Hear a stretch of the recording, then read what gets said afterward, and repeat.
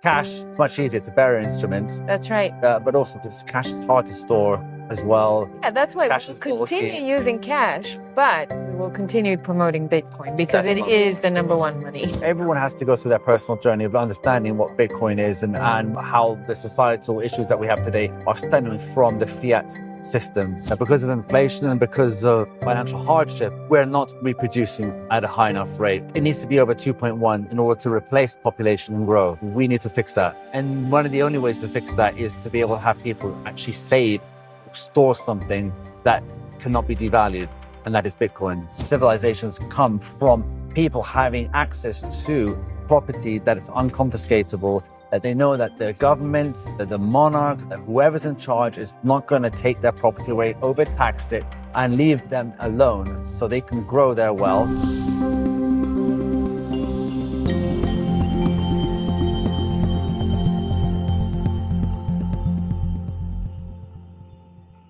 Hello, Philip. How are you? Fantastic. How are you doing? It's so good to have you again, Your Royal Highness. Please. I always feel so humbled to be with you. I'm sitting with a prince. It's so insane. Yeah, it's a weird one sometimes. No. It's great. Since last time we talked, it's a year now. It was a year. Last time was in Amsterdam. In Amsterdam. October, just before my second child was born. Yeah. That's right. So lots happened since then. So now you are a father of two. Father too, yeah. Is life different? Life is very different. Oh no, it's a little bit more work, but it's beautiful to have a son and a daughter now. Her name's Maria, and we named her after my mother and also Queen Maria, which was my great grandmother. Right. Yeah. Is she gorgeous? She is. She really is. Full of smiles. Wow. You're really huggable. Wow. But she screams when she wants something. So.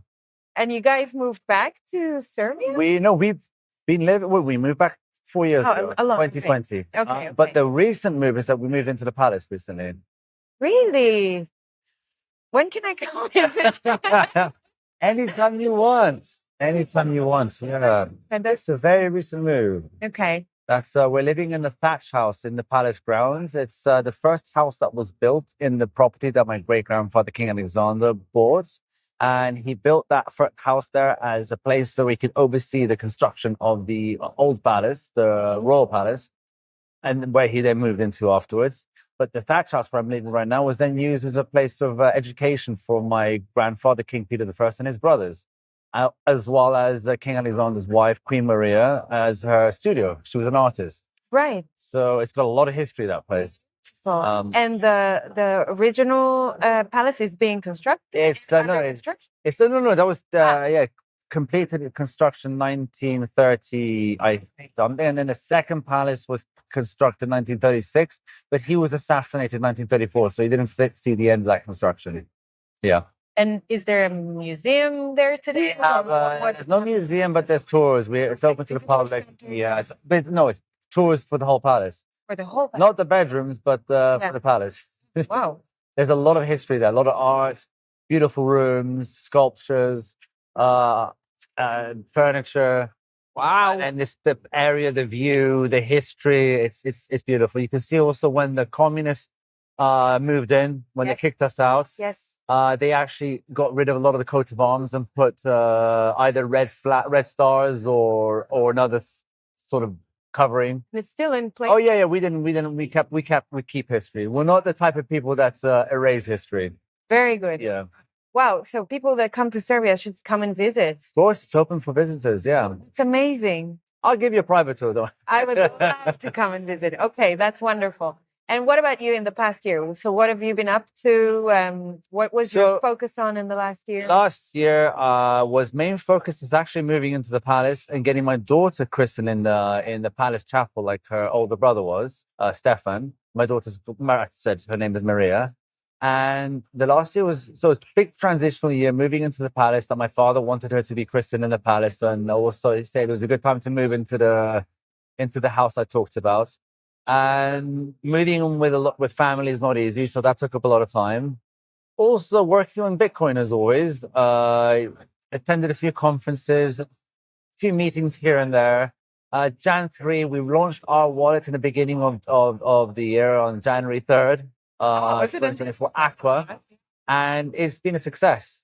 We haven't been marketing it. We are, it's all organic at the moment. Nice. So we're going to put some money into marketing. We're not going to be doing the typical online sponsorships of like sponsoring podcasts and things like that. We're going to do on the ground marketing, guerrilla marketing. Good. So people actually using it in places, seeing what it actually is being used. Get the product in your hand and get your hands dirty and get it working. Send a few sats or dollars to them because, as you know, Aqua is a special wallet. It's Samsung's brainchild. It's an easy go-to wallet that will hopefully adopt the next billion people.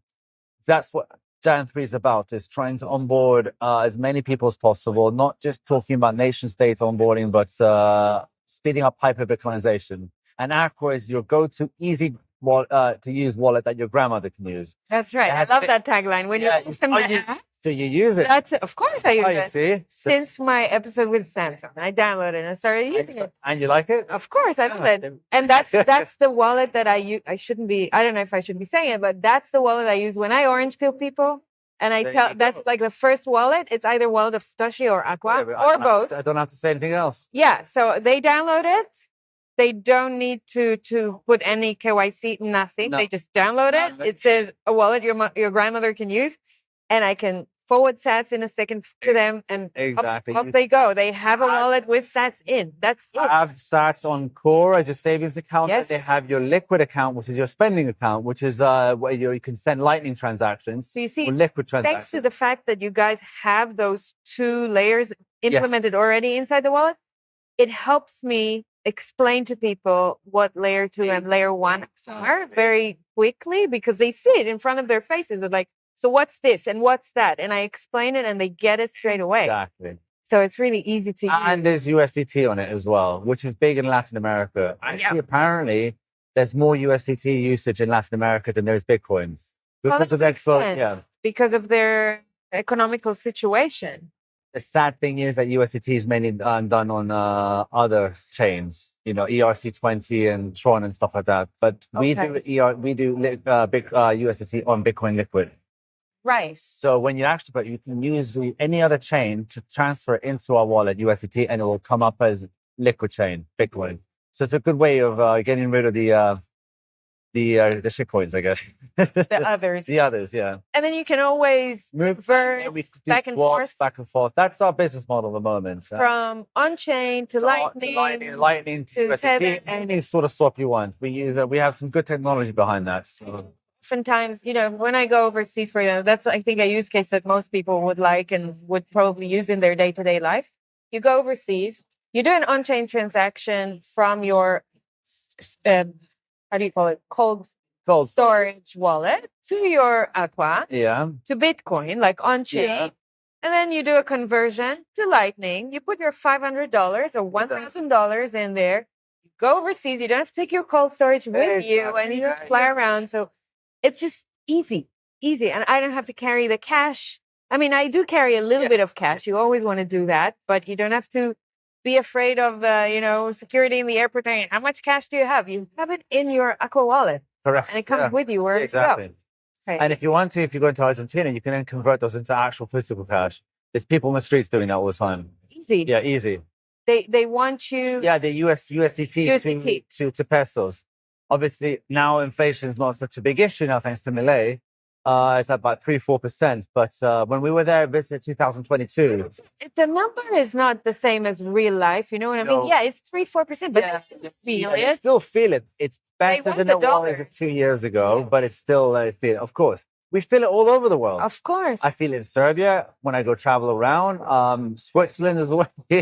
Even Switzerland, you feel it. Things are so expensive here. Yeah. It's crazy. Your The Voice is brought to you by Trezor, the original Bitcoin hardware wallet company pioneering the development of self-custody for crypto assets since 2013, empowering individuals with an open-source device, enabling beginners and experts to easily and securely hold their coins. I find my Trezor super easy to use and recommend it to my friends and family. Enjoy my 5% discount on Trezor products by clicking the link in the show notes and using the code FLAT. Okay, so for you on the professional level with Gen 3 and Aqua, what is your focus on? Like meeting, is it more of, meeting politicians? What do you focus on? My focus is on trying to make introductions to politicians. I make, this year, it's been kind of slow given that, with the birth of my second child and moving houses. But, I made a few connections here and there. I've made more connections with our Serbian government. I started to see that they might be more receptive to some Bitcoin. I made more connections to our friends in Republika Srpska, which is a Serbian autonomous part of Bosnia and Herzegovina.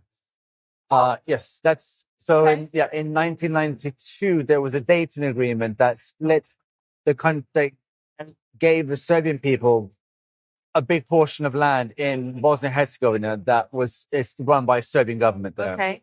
And they are they have a certain autonomy. So in a way, if I can orange pill them, they will be easy to get Bitcoin adopted there. Interesting. But I'm moving towards the angle of trying to get some sort of mining happening there. We have good capabilities for geothermal. Already there's a hydro there. Yes. And there's dirty energy like coal and stuff that I like to tap miners into and try and get them to pay for better filters and things like that. Call it dirty. Dirty. It's energy. I have to call it dirty because we get the effects of it in Belgrade. When we're living in Belgrade, when winter comes, if the air is still and the wind is blowing in the wrong direction, you can really feel the cold in your eyes. Yeah, it's one of the most polluted cities in Europe. Wow. Yeah, I didn't know that. and if you're wearing contact lenses, which I do, like you can really feel it. Yeah, Wow. so I try to wear less contact lenses and more glasses. Interesting. Yeah, so Okay, so you're putting what focus happened on was mining. a few years ago was that the coal plants in Serbia were run by European Union companies. One good thing about European Union, they had good let's call it laws for installing filters on their coal exhaust plant. So the exhausts were filtered to European standards. These companies were then sold, the rights to the coal mining were then sold to, I think, it's an Indian company. And those filters are very expensive. So those filters went with the previous company. So now it's kind of spewing coal at its normal pace. So it's Okay. not good. So Okay. if we can raise some money to try and put some better filters on there, I'm for that. Okay, maybe that's another venture for Gen 3. Yeah. Oh no, that's a personal thing. Yeah.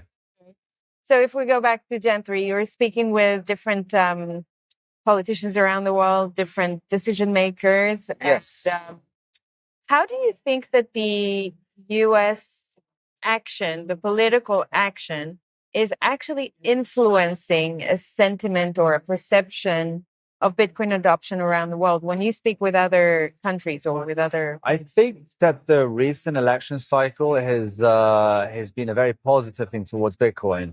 You've had three where before we got the actual candidates running against each other, but before we knew as Harris and Trump, during the primaries, we had about 5 different candidates talking about Bitcoin openly.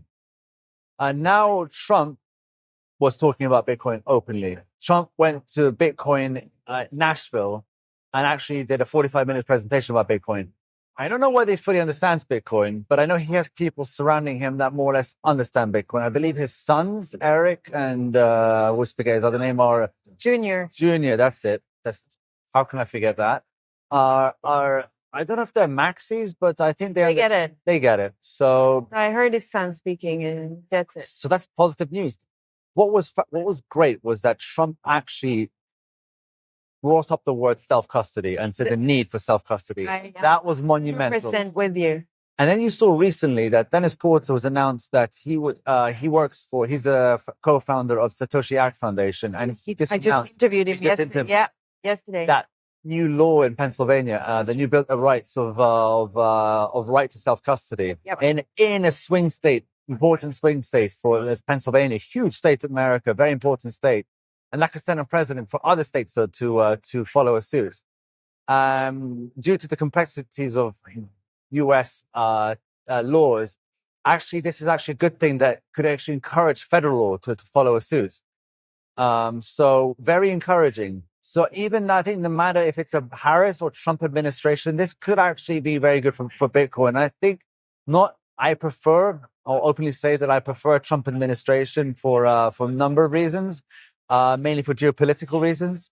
But on a Bitcoin level, I think, yeah, I think either could not won't. I mean, and Trump will help more, but I would say that I don't think Bitcoin is going anywhere. Bitcoin doesn't care about Harris, so I have to Bitcoin doesn't care about any politician, right? I have to be a bit, apolitical. But Yeah. I'm saying out there that I prefer Trump in terms of for peace in the world. So, yeah. Okay, I definitely agree with you. The fact that he says what he says about Bitcoin makes more people aware, whether it's any citizen or a politician. People are becoming more aware thanks to the action that's going on in the US. I mean, if there is a chance that the US will adopt Then some Bitcoin, then it will make a big ripple effect, no? if a local state starts putting it on a treasury or something like that, then that's just going to be the domino effect after that. Exactly. Game theory or whatever you call it. Right. But what I find worrying is what's happening here, not necessarily in Switzerland because it's not part of the EU, but what's happening in the EU. Can you talk a bit more about that? The EU is, look, I'm not gonna badmouth the EU, but I think that nothing great has come out of the EU in the last 10 years. The two best innovations that come out of the EU, which I hate, is paper straws and those bottle caps. And that the don't come up. filters. And the filters, yeah. Filters for we were just talking about the Exactly. filters. So in the EU, you don't have any companies that are any tech companies that are registered that are headquartered in the EU that are the top 10 in the top 10. EU is not a kind place for innovation. EU is taxing and regulating too much, and they're pushing out innovation. And as a result, the US and China are taking advantage of that. So also their attitude towards Bitcoin. What do you mean taking advantage of that? Do you see people moving? Businesses. Yeah. All the top 10 tech companies, you want to see one of them is in the top 20, maybe, I think. You see a lot of Chinese companies in the rest of the US. I can't name one big tech European Union company. Can you? No, exactly. Not really. No. All your Facebook, Microsoft, tech. Twitters, No. I mean, EU. Google is in Ireland, but it's an American tax company. reasons. Okay, but originating from the US. But yeah, Ireland is a different story. Actually, they have some headquarters there, but it's not, the innovation is not coming from Ireland. And I think this is the thing. What I believe that is that the EU should start actually attracting citizens, attracting companies, making more how to describe it, but just reducing the tax, being more competitive again, because they are not being competitive. No, right now it feels like that the focus of the EU is implementing the 17 Sustainable Development Goals of the Agenda 2030, Correct, yes. And which is pushing people away because there are so many restrictions and limitations on freedom of speech, on freedom of transactions. CBDCs are being implemented by the ECB, etc. Correct.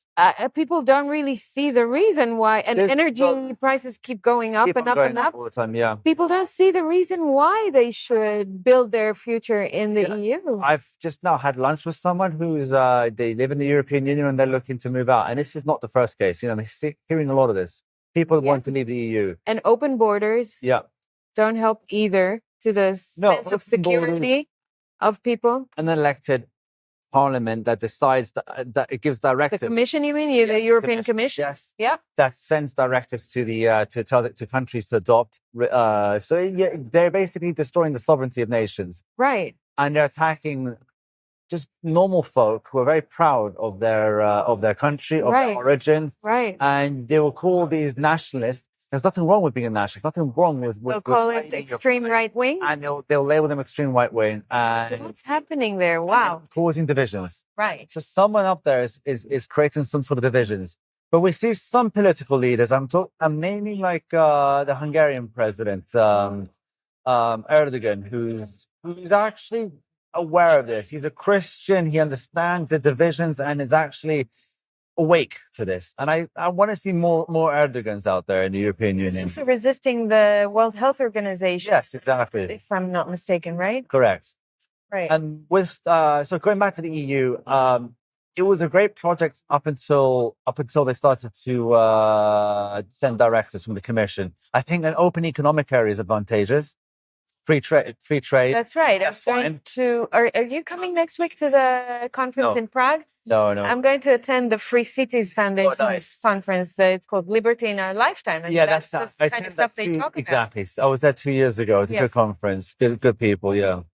And it's a shame because the European Union could be a bedrock of innovation and a bedrock of freedom. And instead, it's a place where people feel restricted.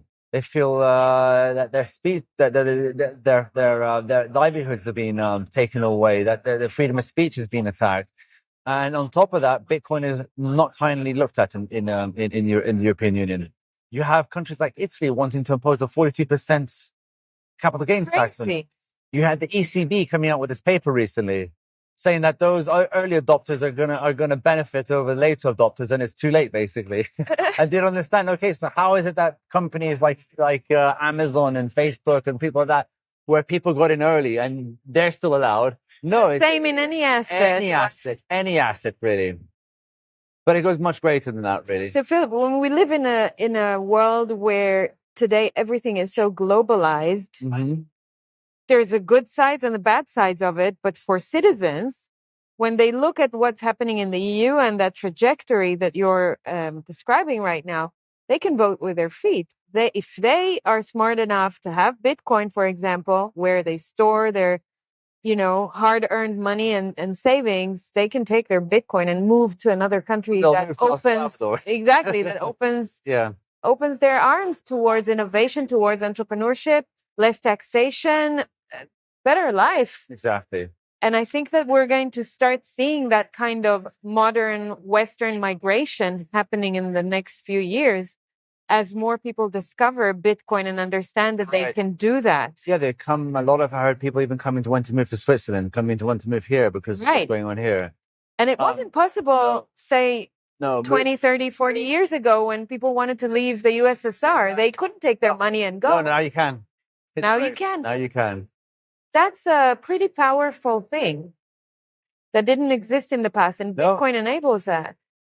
It's beautiful. It's absolutely beautiful. That's it really changes how governments can control their citizens and the way they don't have full control of us anymore because we have a tool now that allows us to be sovereign again and have a pure, bearer asset that you can actually just not even have to hold it on a piece of paper on your phone. You can actually hold it in your head. Exactly. And that's going to fundamentally change the world for the better. I 1,000% agree with you. I think it changes the rules of the game. It's like kind of rewire that game again. It gives more power to the people. And on top of the political level, that's what I was seeing a panel today on Bitcoin and politics, is that, one of the core theses of Bitcoin is to separate money and state. Money and state are entrenched in each other and they feed off each other.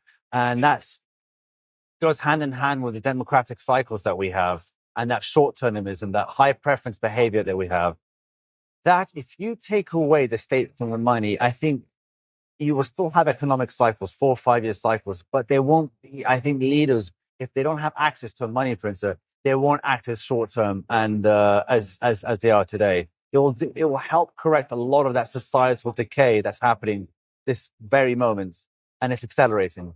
It is accelerating. As it's accelerating, so is Bitcoin adoption. So we see in different pockets around the world these beacons of hope everywhere. Right. Like El Salvador, like in parts of even like Dubai as well. I know they're into crypto as well, but they're very open to it. They're starting to pay people with Bitcoin and salaries and stuff.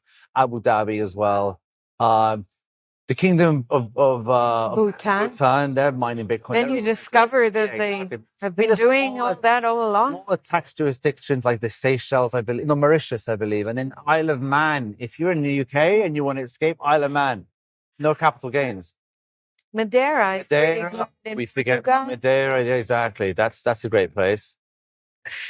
I think that people have to start researching. Not that we think that moving to another country is an easy thing. It's never an easy thing. No. There's always a challenge in it.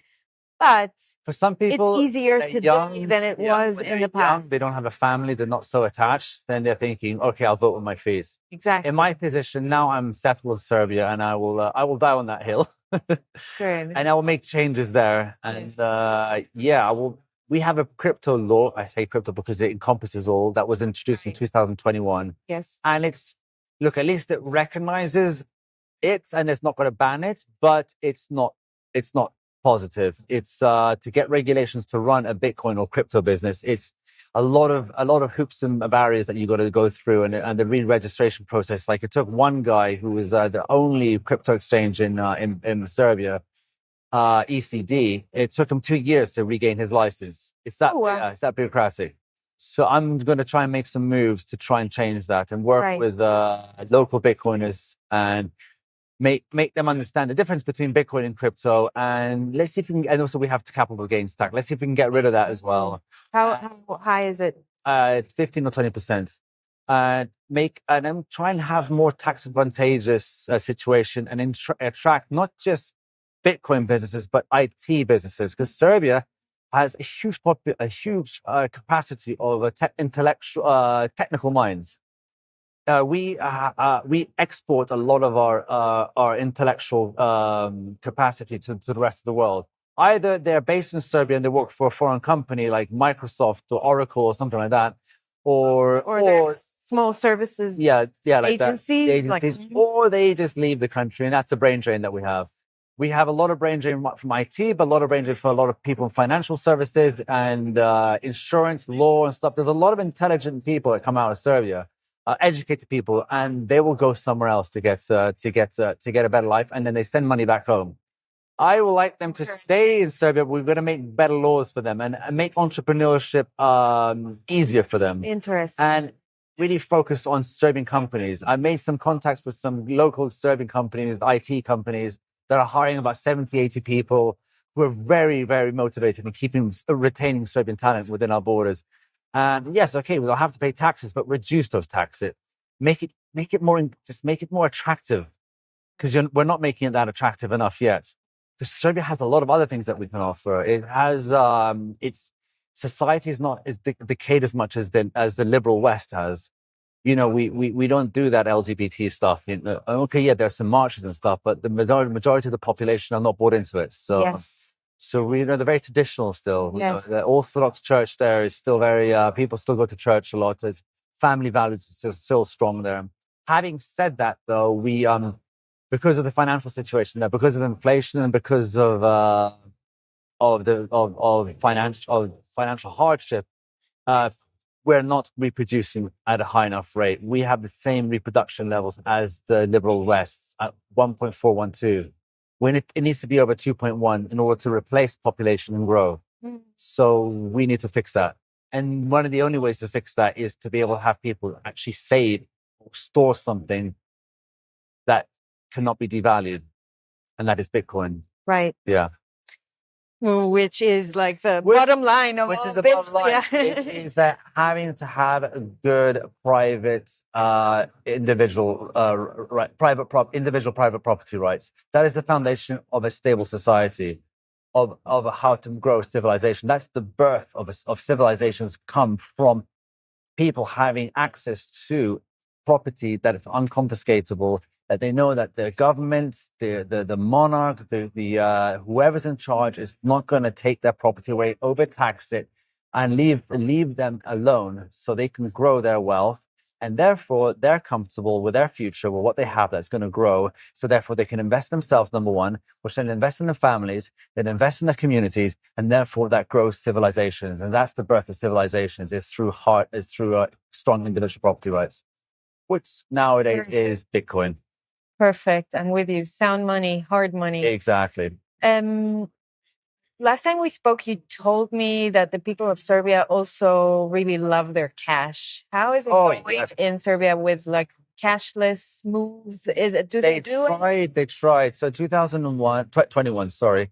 I wasn't a public Bitcoiner yet. I was still just became a maxi, but I wasn't public. They tried to make a move on our markets, our open air markets. I mean, some of them have been closed now because anyway, but our food markets.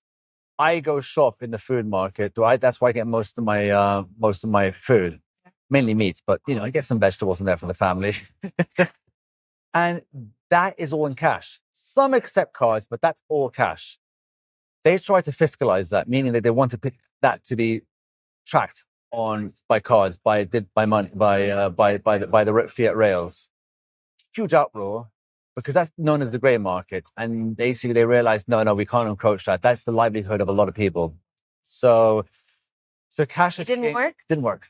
Didn't work. People just refuse to. Cash is king there still. And when you tell them something about Bitcoin, don't worry, a lot of people there will understand Bitcoin, but then there's a few, not few, that will not fully understand what Bitcoin is, and they will think it's a threat, a foreign threat.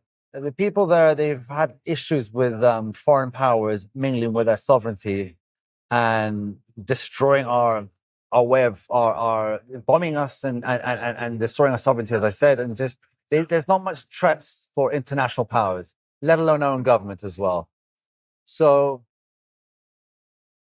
they see Bitcoin as something that's controlled by like the CIA, MI6 or something like that. I mean, easily debunked, of course. Of course. It's just a little bit of education, but it takes time for people to actually pick up a book, go to YouTube, watch one of your podcasts or something like that, and just learn a little bit. Yeah. That's where we all start. I mean, the journey is everyone has to go through their personal journey of understanding what Bitcoin is and what the issues, how the societal issues that we have today are stemming from the fiat system, which is entrenched with politics. That's right. So once you understand that, then Bitcoin is easier to understand, and understanding what money really is. Yeah. And as much as we love and want cash to stay in our lives, we have to understand that cash is fiat and it is being debased. Exactly. So even though it allows you with privacy, it doesn't allow you to really hold the value of your money over time. And, they've done things in the past. I'm not saying in Serbia, but I mean, whenever there's hyperinflation, your cash just disappears. You're going to start from new. Exactly. But there's been situations. They forget that. You forget, it's like pregnancy. It happened. Women are okay to become pregnant again because they forget how painful it is the first time. Yes, there is a hormone. It is. But it's so true. We experienced Yugoslavia in the 90s experienced the third highest bout of hyperinflation ever. So those older generations should know about that. But no, everyone's quick to forget. In Israel, we had it in the 80s. Yeah, in the 80s. Twice reset of the currency. You can easily recall notes. What happened in India? Exactly. When they had two denominations that they didn't like, they had to recall. What happened? There were stampedes. 60 people died. Yes. Chaos. The same thing they suggested to do in Israel now, to take the 200 shekel note. There you go. I didn't know that. Really? Just recently they suggested it. It's not a law yet, but they're working on it. Right now, the central bank said they're not going to do it, but we'll see. They may pull it out again at the window. It's going to. Literally, people will get crushed. People will get crushed. Yeah, and those who are saving those notes under their bed, what are they going to do with them? They have to take them out. They're giving you a few hours, hours, days, whatever, and you have to declare that. Yes. The privacy gone. Yes. Yeah. So yeah, interesting to see how those trajectory move on, because for me, any attempt to abolish cash is another rail in the direction of. And that's why I'm still a supporter of cash. Exactly. I know that using a card is very easy. I use Apple Pay. I use contactless. It's so easy. That's the issue. They make it so easy. But that we all know as Bitcoiners that the settlement system is not good for us and for the supplier. Yep. And there's 9 steps along the way, and everyone takes their cuts, and it takes about a month to finally settle, and it's just dated and it needs an update. But also that cash is they can't. Yeah, it's much easier. It's a better instrument. That's right. And but also this cash is hard to store as well. Yeah, that's why we'll continue using cash, but we will continue promoting Bitcoin because it is the number one money. It's number one. Yeah. Well, Philip, thank you so much for being spontaneous with me and doing this. It's been my pleasure. Love talking to you. Okay, great. And where should people find you? Twitter, right? Twitter at Prince Philip with an F 1. Okay. Or Instagram. Instagram, right? Yeah. You're there as well. Yeah, That's right. I don't even know the handle off by heart. Yeah, you just search your name. Yeah, I search. Yeah, I'll pop up. But I'm active in both. We're waiting for you on Noster as well. So I have a handle. Whenever you have a handle. You have a handle? Yeah, I have a handle that my Serbian friend Miljan, who runs Primal, who started. Yeah, he made me open one in 2023. Hello. Yeah, I've been a bit busy, but I have a handle and I need to get active on it. So I completely am for Nostr. You know, that is freedom of speech. Yeah, Nostr and Bitcoin together is like, wow. Yeah. I love it. Don't worry, I'm all for it. I'm just being a bit lazy. You're here for it. I know. It Yeah. takes time to get into it. I'm there. I'm going to tag you there. All right. Whenever you go there, you can echo that. And thank you so much. Have a great show. Thank you. You too. Thank you.